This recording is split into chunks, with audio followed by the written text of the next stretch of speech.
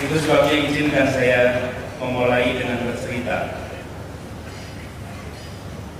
Kira-kira bulannya Desember, lokasinya di Krukut, kampungnya kumuh, kemiskinan yang nyata. Di kampung itu, warga tinggal berhimpitan. Bukan sesuatu yang baru sebenarnya, tapi bagi kami yang mendapatkan tugas untuk menjadi calon gubernur datang ke kampung-kampung, saya pribadi merasakan ada sebuah fenomena yang tidak boleh kita biarkan. Di kampung itu padat sekali. Satu unit, satu rumah mungkin 4x6, ada 4x4, 5x5, isinya ada yang 6 orang, 7 orang, padat sekali. Ibu-ibu penuh di sana, anak-anak penuh, ini siang hari. Lalu di ujung gangnya ada kamar mandi berderet, 6 atau 8 kamar mandi umum. Dan warga di sana bilang, Pak Anies, kalau mau lihat di sini datang setengah 6 pagi, Pak. Warga ngantri untuk masuk kamar mandi karena tidak ada yang menggunakan kamar mandi di kampung itu. Lokasinya 4 km dari balai kota. Di Jakarta yang 70% perekonomian Indonesia terkonsentrasi, di Jakarta yang kemajuan, kalau kita lihat modernitas luar biasa, di sini justru menjadi tempat ketimpangan. Saya pribadi, Pak Prabowo, Pak Soebul Iman, sebelum bertugas di sini, saya banyak bekerja di pelosok-pelosok tanah air, kegiatan guru-guru ke pelosok tanah air. Rasanya saya sudah lihat kemiskinan. Tapi ketika ditugaskan oleh bapak-bapak menjadi calon gubernur, di sini saya datang kampung-kampung, saya merasa seperti I have not seen poverty. Kemiskinan di tempat ini adalah kemiskinan dengan kesempitan, kemiskinan dengan polusi tinggi, kemiskinan dengan tak kepastian pekerjaan, kemiskinan dalam ketimpangan, kemiskinan dalam kesendirian. Berbeda dengan kemiskinan yang kami lihat di pelosok tanah air. Ya miskin bersama keluarga besar, ya miskin udaranya bersih, ya miskin ada sumber daya alam, ya miskin bersama-sama saudara. Beda sekali suasananya. Di sini kemiskinan dalam situasi yang ekstrim. Dan ini bukan barang baru. Jakarta tahun 70-an ada pemain mengatakan ibu kota kadang tak lebih kejam daripada ibu tiri. Itu udah dulu, dan sampai sekarang Jakarta masih keras. Jakarta masih menjadi tempat ketimpangan. Bila Republik ini hadir untuk mensejahterakan, untuk mencerdaskan, untuk memberikan keadilan sosial, pertanyaannya, sudahkah itu hadir di Jakarta? Kami melihat amanat yang kami emban hari ini adalah menghadirkan keadilan sosial bagi seluruh warga Jakarta. Di tempat ini sekarang kita punya potret yang tidak mengenakan. Tadi saya sebutkan konsentrasi perekonomian. Angka pendidikan paling gampang, angka partisipasi murni, angka pendidikan, Mbak. Di Jakarta ini, apalagi Jakarta Utara, Mbak, angkanya 60%, artinya 40% anak tidak ada sekolah. Dan itu lebih rendah daripada Kabupaten Sorong yang 63%. Jakarta Utara 60%. Bicara perumahan, 49% warga Jakarta tidak punya rumah sendiri. Kontrak. Tenaga kerja hari ini yang menganggur, pengangguran terbuka lebih dari 500.000 orang. Kesenjangan menjadi masalah. Kalau kita lihat jumlah orang miskin meningkat walau persentasenya menurun. Air bersihnya hanya dinikmati 70% orang. Ini PR besar yang harus kita selesaikan, dan kami tidak merasa perlu untuk menimpakan problem ini sebagai tanggung jawab gubernur sekarang, karena gubernur sekarang baru bertugas selama 2 tahun. Ini adalah problem menahun yang selama ini tidak mendapat perhatian. Karenanya, mengapa kita memerlukan perubahan? Kita melakukan perubahan karena justru 2 tahun ini masalah-masalah ini tidak menjadi perhatian utama. Yang menjadi perhatian utama justru pada pembangunan infrastruktur, pembangunan yang sifatnya benda-benda mati tapi tidak fokus pada pembangunan manusianya. Keadilan adalah untuk manusianya, keadilan adalah untuk masyarakatnya. Jadi, Bapak sekalian, tugas yang diberikan kepada kami rasakan sebagai sebuah perjalanan spiritual yang luar biasa. Saya harus sampaikan di sini, kami yang alhamdulillah sudah terdidik di Jakarta, bisa disebut kelas menengah, tidak tahu Pak kondisi lapangan, nggak tahu. Kalau kelas menengah ditanya di Jakarta, kapankah kali terakhir Anda menggunakan puskesmas? Nggak pernah kita puskesmas. Kapan kali terakhir Anda mengirimkan anaknya ke SD negeri, SMP negeri? Nggak tahu kita. Kita merasakan kebahagiaan tinggal di Jakarta tanpa kita menyadari adanya ketimpangan yang amat ekstrim di tempat ini. Something must be done to fix this. Sesuatu yang dilakukan pemberesan ini. Dan siapa? Kita semua. Bagi kelas menengah di Jakarta, kalau ditanya masalahnya apa? Macet. Bang Sandi punya survei sudah panjang. Masalahnya apa ketika dicek? Lapangan pekerjaan.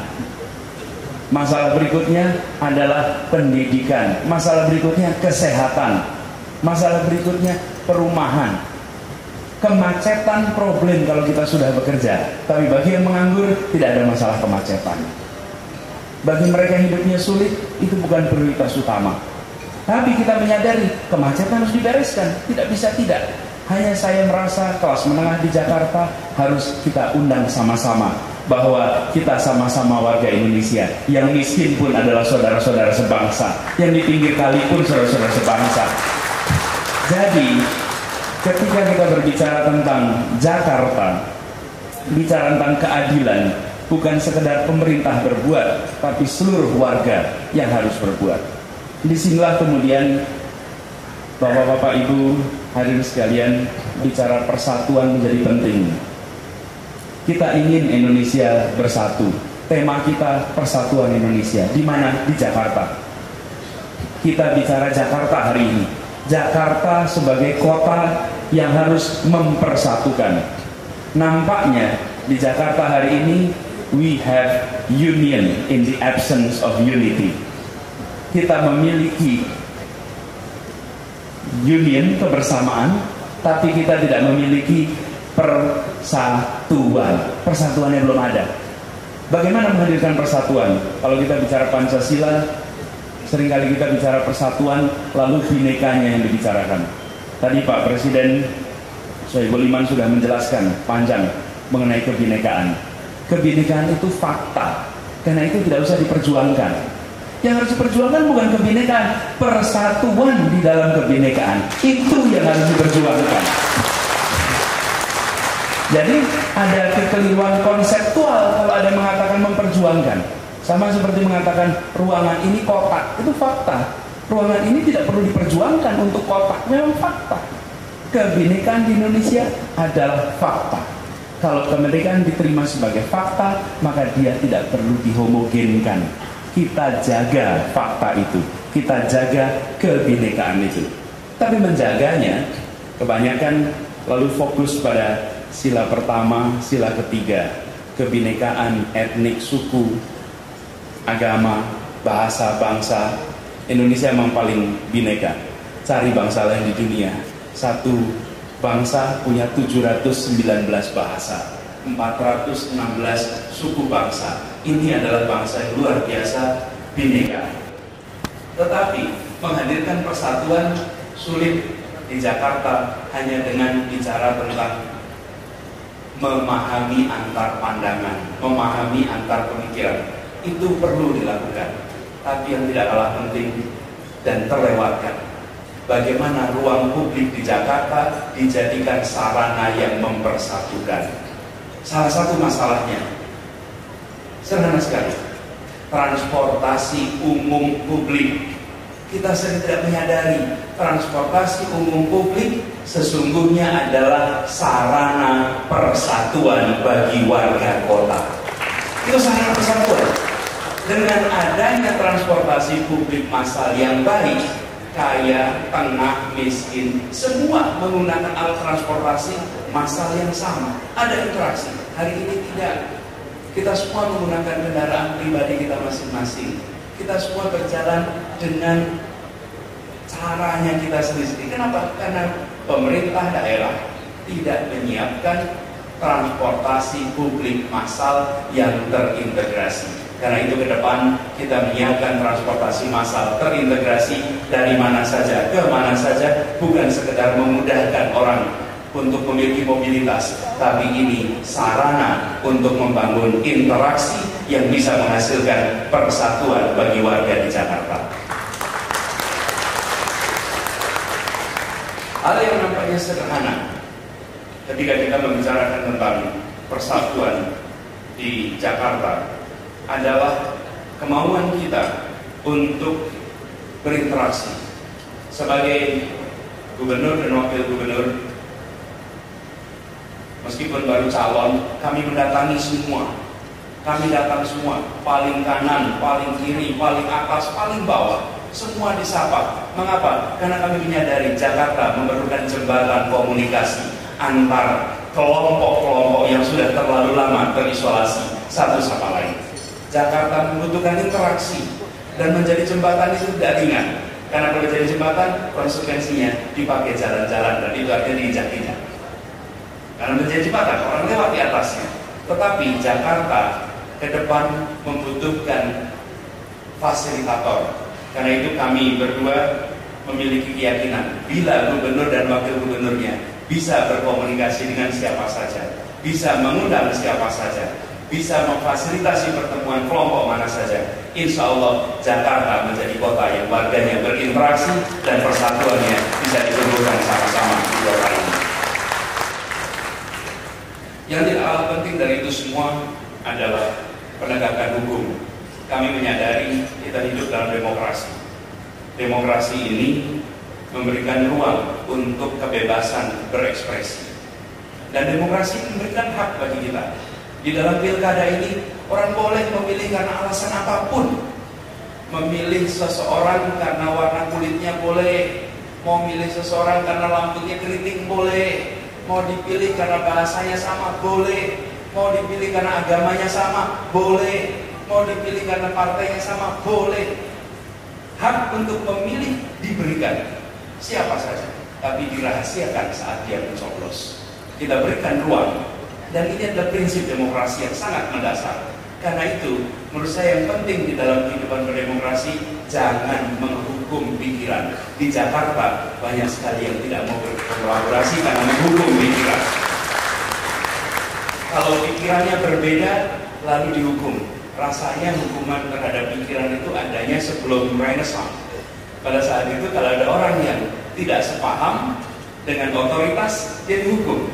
Hari ini, kita sering mengalami orang yang tidak sepaham di pikiran, dia harus mengalami hukuman, baik sosial ataupun hukuman politik. Indonesia memberikan ruang pada kebebasan, dan kita harus jaga sama-sama. Jakarta menjadi tempat di mana ekspresi kebebasan itu selalu hidup berbagi. Termasuk kebebasan memilih dan dipilih. Memilih dan dipilih, ini mendasar sekali.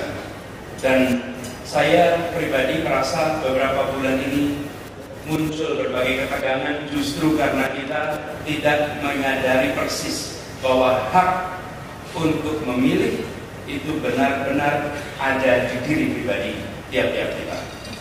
Nah, ke depan kami berdua memiliki komitmen yang serius untuk menempatkan aturan hukum sebagai pilar penjaga demokrasi di Jakarta. Kami ingin fasilitasi di Jakarta, tapi Jakarta harus kota yang tertib, kota yang menjunjung tinggi aturan hukum. Siapa saja boleh memiliki gagasan macam-macam, tapi kalau mau mengekspresikannya, negara bisa mengatur. Karena negara nggak bisa mengatur pikiran orang, negara boleh mengatur cara mengekspresikan pikirannya. Cara mengekspresikan pikiran di Jakarta akan kita berikan ruang, tetapi harus selalu sesuai dengan undang-undang dan peraturan yang ada di Republik ini. Dan kami komit untuk menegakkan peraturan undang-undang yang ada di Jakarta ini. Ini artinya banyak sekali aturan-aturan yang selama ini ada seringkali tidak dilaksanakan dengan sebaik-baiknya.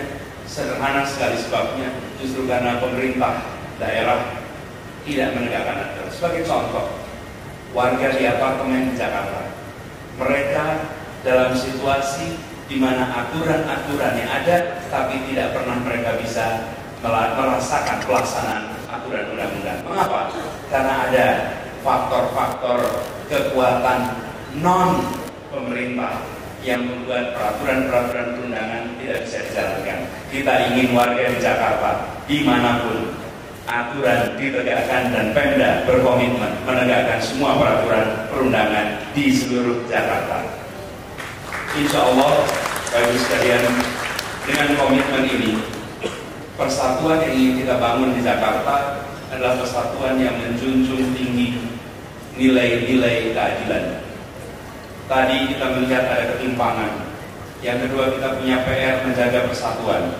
Tapi untuk itu semua dilakukan, kami melihat fokusnya adalah membereskan ketimpangan ini. Tidak bisa persatuan dihidup-hidupkan jika ketimpangan dibiarkan. Tidak akan bisa. Tidak mungkin ada kedamaian tanpa ada keadilan. Sulit sekali kita mengharapkan. Hari ini di Jakarta, menurut statistik yang miskin itu jumlahnya 384.000 orang. Nampaknya sedikit, tapi begitu, ini karena penghasilannya di bawah 500.000. Kalau penghasilannya diubah menjadi di bawah 1 juta rupiah, angkanya bukan 380.000 lagi, tapi menjadi 3 juta orang. Di Jakarta di bawah 1 juta. Apakah kita mengharapkan situasi seperti ini terus berjalan? Seperti tahun 70-an dulu ada yang mengatakan Jakarta ini kejam, ketimpangan dan luar biasa. 40 tahun kemudian kita berbicara di ruangan ini dan Jakarta masih belum berubah. Bapak Ibu sekalian, mari kita bereskan 5 tahun ke depan persoalan ketimpangan ini menjadi agenda bersama kita. Minimal kita bisa mengatakan pada generasi ke depan bahwa kita mulai membereskannya. Apa? Lapangan pekerjaan di Jakarta mendasar sekali. Begitu banyak masalah persatuan, masalah kebersamaan yang muncul hanya karena lapangan pekerjaan yang tidak tersedia. Banyak sekali orang menganggur membutuhkan penyaluran. Kalau sudah menganggur, butuh penyaluran, ada kegiatan-kegiatan sampingan dengan mudah diterima.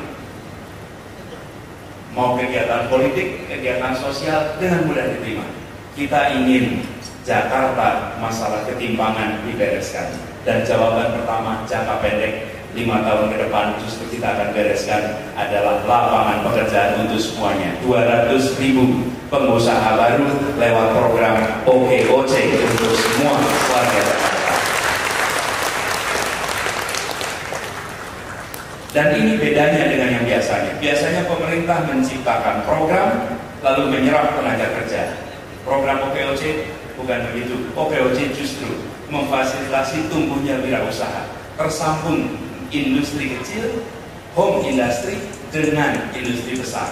Dan link ini yang akan membuat pertumbuhan ekonomi Jakarta terasa sampai ke rumah-rumah di Jakarta. Yang kedua adalah pendidikan berkualitas hingga tuntas. Siapa duduk di mana ditentukan pendidikan. Hari ini kalau kita naik mobil, yang satu disetirin, yang satu mengemudikan kendaraan. Bedanya apa? Level pendidikan.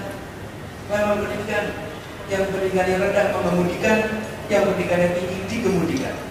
Datang ke restoran, yang dilayani dan yang melayani. Bedanya apa? Level pendidikan. Karena itu komitmen kita adalah pendidikan berkualitas hingga tuntas bagi setiap anak di Jakarta. Setiap anak di Jakarta. Tidak ada kompromi. Justru di tempat-tempat seperti yang digambarkan tadi yang miskin, di sana butuh sekolah berkualitas. Karena itu kami tidak mau hanya sekedar KJP plus. KJP akan diteruskan. Jadi kalau ada kabar KJP tidak diteruskan, itu keliru. KJP akan diteruskan, bahkan ditingkatkan. Tapi memberi kartu saja mudah bagi pemerintah, tapi tak mengubah nasib warga di kampung-kampung hari ini. Yang kita harus ubah adalah kualitas pendidikan. Dengan kualitas pendidikan yang lebih baik, maka mereka akan terangkat. Dan pendidikan ini kami ingin garis bawahi, pendidikan yang menumbuhkan karakter, pendidikan yang menumbuhkan akhlak di anak-anak kita. Karena tanpa ada komponen pendidikan karakter, kita tidak akan menemukan Jakarta sebagai kota yang beradab. Sebagai kota beradab membutuhkan pribadi-pribadi beradab, membutuhkan keluarga-keluarga beradab, dan itu artinya pendidikan akhlak, pendidikan karakter akan menjadi prioritas bagi warga Jakarta 5 tahun ke depan. Ini sekalian dibangun dengan memberikan ruang bagi anak-anak kita untuk memegang teguh nilai agamanya. Nilai agamanya dipegang teguh.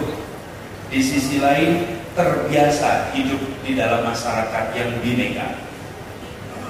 Jangan sampai justru nilai agama dilepas, dijauhi, nilai budaya dijauhi, dan kemudian kita memberikan ruang tanpa ada pijakan pada nilai. Indonesia adalah negeri yang sila pertamanya adalah ketuhanan yang Maha Esa. Karena itu ruang bagi pendidikan agama, ruang bagi penumbuhan nilai-nilai keagamaan menjadi sangat penting sekali.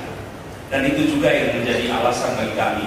Kami merasa beberapa waktu ini ruang dari pemerintah untuk kegiatan-kegiatan keagamaan justru dibatasi. Kami melihat ini harus dikembalikan dan semua agama di Jakarta harus mendapatkan ruang yang adil dari pemerintah DKI untuk semuanya. Dan ini artinya semua mendapatkan. Saya banyak menerima keluhan majelis taklim yang tidak bisa lagi melakukan di kelurahan, di kecamatan. Saya menerima banyak keluhan, kegiatan-kegiatan tak bisa lagi dilakukan di arena publik. Bapak Ibu sekalian, negeri ini adalah negeri Pancasila. Dan negeri Pancasila ini didirikan oleh para pejuang yang di dalam perjuangannya menyebut nama-nama Tuhan dan kebesaran Tuhan. Mari kita berikan ruang kepada ekspresi beragama kembali ada di Jakarta ini. Yang tidak kalah penting, Bapak sekalian, ini semua diatur dengan aturan hukum yang tegas. Jadi, ketimpangan yang kita miliki, persatuan yang kita inginkan dibereskan lewat adanya kesejahteraan, adanya kebahagiaan, dan ditopang dengan nilai-nilai keagamaan. Bila kita bisa membuat Jakarta benar-benar mencerminkan Pancasila, di sana 5-5-nya muncul, dan yang paling akhir adalah panggilan kemanusiaan yang darurat bagi warga Jakarta. Ini panggilan kemanusiaan. Mereka yang masih miskin, mereka yang masih tertinggal adalah saudara kita juga. Dan kalau kita boleh jujur, mari kita tengok pada catatan keluarga kita masing-masing. 2 generasi yang lalu, orang tua kita pun miskin. Orang tua kita pun tidak bisa baca tulis. Orang tua kita pun tak punya tanah. Kita semua sama dulu. Hari ini kita termasuk beruntung bisa merasakan perubahan dalam waktu 2-3 generasi, 70 tahun usia Republik ini. Izinkan mereka yang masih hari ini di bawah, yang masih hari ini prasejahtera di Jakarta, merasakan bahwa pemerintah daerahnya, gubernur wakil gubernurnya memikirkan bukan benda matinya saja, tapi memikirkan tentang pembangunan manusianya, anak-anaknya, warganya, masyarakatnya. Yang sudah dijalankan sekarang, pembangunan-bangunan ini kita akan tuntaskan, dan insya Allah akan lebih efektif. Saya dan Bang Sandi, kami berdua tumbuh di dalam kegiatan yang mengharuskan delivery, yang mengharuskan ada hasil konkret. Bang Sandi, kalau tidak ada hasil konkret, dari mulai 3 orang hingga 50.000 karyawan tidak akan muncul. Beliau mulai dari nol dan menjadi seperti sekarang. Kami berdua tumbuh dalam suasana harus menghasilkan. Karena itu insya Allah nanti ketika kami memimpin Jakarta, justru program-program Jakarta tak hanya terlaksana 70% seperti selama ini, justru kita bisa laksanakan di atas 90% dari semua program-program yang ada di Jakarta. Ini penting untuk kami sampaikan. Kenapa? Karena yang ditawarkan bagi Jakarta adalah dua, kebaruan dan pengalaman. Insya Allah dengan kebaruan dan pengalaman kita akan bawa Jakarta pada perubahan. Dan insya Allah Bapak Ibu sekalian, pesan yang saya terima minggu lalu saya bersilaturahmi dengan beberapa tokoh, mendapatkan pesan dari Kiai Said, Kiai Ahmad Said Tegal, mendapat pesan dari Habib Lutfi Pekalongan. Semuanya memberikan pesan yang sama: jaga persatuan, jaga perdamaian, dan jaga hadirnya keadilan untuk warga Jakarta. Ini dari luar Jakarta dikirimkan pesan untuk ibu kota. Insya Allah pesan-pesan itu semuanya akan kita bawa, dan dengan mengucap Bismillahirrahmanirrahim, insya Allah amanah yang tanggal 19 April besok akan ditentukan oleh warga Jakarta menjadi amanah yang akan membawa perubahan bagi kita semua, untuk persatuan, untuk keadilan, dan untuk kemajuan warga Jakarta. Terima kasih, kurang lebihnya mohon maaf.